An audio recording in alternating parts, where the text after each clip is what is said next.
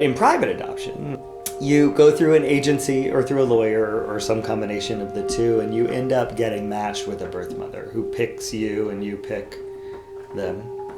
And those birth mothers come from like every walk of life. So the second time we had a match and the baby was born, and we were in the hospital with the baby because she had jaundice, so we spent several days in the hospital, and then she came home with us, and then her birth parents changed their mind.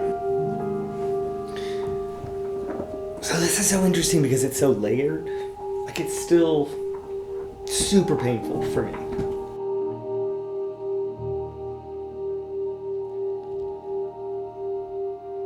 We had to physically take her back to meet them, to hand back, and that has to happen. And I was like, I just can't do it. So we were in, and they were late coming to pick her up. God, it was awful. So we ended up, it all happened through the Lord. Yeah, so I feel like we lost a baby. So after Eleanor went back, the same day, we turned the nursery back into an office, which is what it used to be. It just...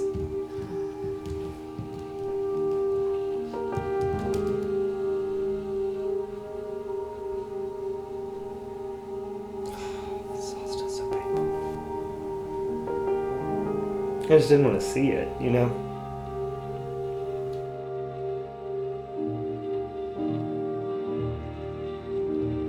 So all that stuff had been out in the garage, and finally, people had given it to us. There was a lot of new stuff in there, and finally, Tim decided a few months later to like load it back out, and figured we'd just like start over if it happened. And I was like, I don't know, I'm done. But I also get that we both have to be done, so we stay in the process and see what happens, but just so you know, when you're ready, I'm done. And a half hour later, we got a phone call. Saying, so a birth mother's picked you. She called us last night at the end of the day, and we were planning to call you this morning, but she went into labor in the middle of the night. So you're matched if you want to be matched, but the baby's on the way. Meanwhile, the stuff was still in the back of Tim's car.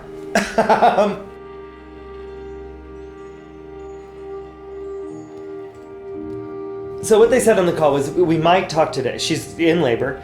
If she feels like it, we can set up a call today. Otherwise, we'll do it tomorrow after the baby's born, because she'd like a night in the hospital with the baby anyway. And I was like, okay.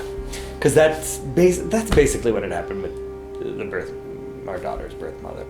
So then I really was like, okay, I know where this is going.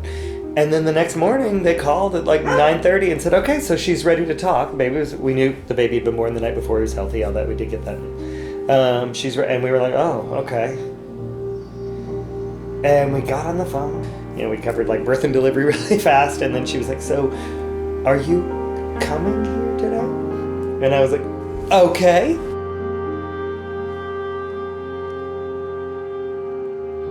So then I flew to Sacramento that day, and I walked in the hospital.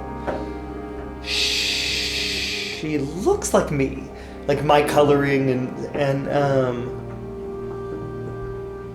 I liked her the second I walked in. She was really nervous about not being able to place before she left the hospital, and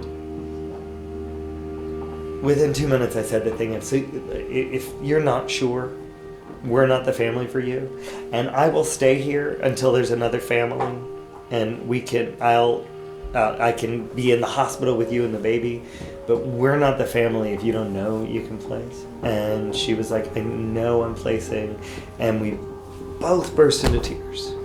And I don't know, I just knew she was really going to do it.